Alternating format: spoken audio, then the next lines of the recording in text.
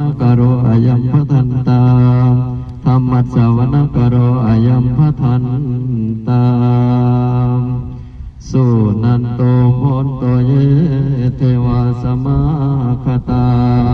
ดุลาเทพราชเจ้าทั้งหลายภายบนมีอินทาติปาติราชเจ้าเป็นเขาเป็นประธานทั้งโสรสพรหมตนวิมานฤเดชพระอาทิตย์จะตนวิเศษใสแสงพระจันทร์จันแย้งพลโพงตนลัดสวีหงเวหาพระราหูอสุรินทาตนมืดฟ้ามงมืดหน้าทั่วเวหนตนทะลงวิมันประสาทในอากาศกับทับเท้าจัตุโลกบาลสถิตในวิมันดังสีคือพญาทัตตาลัทธาพญาเวลุลลหาพญาเวโลปคา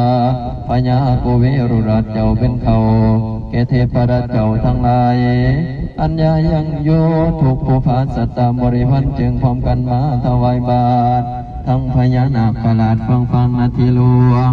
ความทานและลิงลามถวนทอกธรรมจากคูวิญญาณตนทะลงวิมันเทียมบอทั้งพญายมมาราชเจ้าหอดดีนางธรณีนอนแนบน้ำถุดจนทำเย็นพา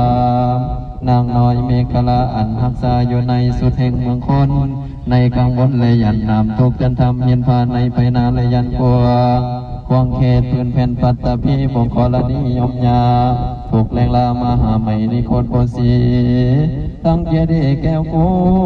ตนสถิตอยู่ในประเทศลัดสถานีในเมืองจันทบุรีหลานสร้างหลวงกวงและลีพีไตพีดีพีดังกำไฟสายกรุงศรีอยุธยากำไฟควาเด่นแก้วเป็นเขตตนรักษาอยู่ในห้องอาณาเทพราชเจ้าทั้งหลายตนรักษาอย่างพระธาตุพนมบรมเจดีย์ศรีสถานหลวงเป็นเขา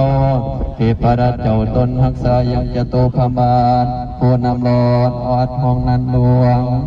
ทัพทั้งปวงเทพดาตนรักษาบวรพุทธศาสนาในขอคันธสีมาขออัญเชิญเทพดาเจ้าทั้งหลายจงเสด็จ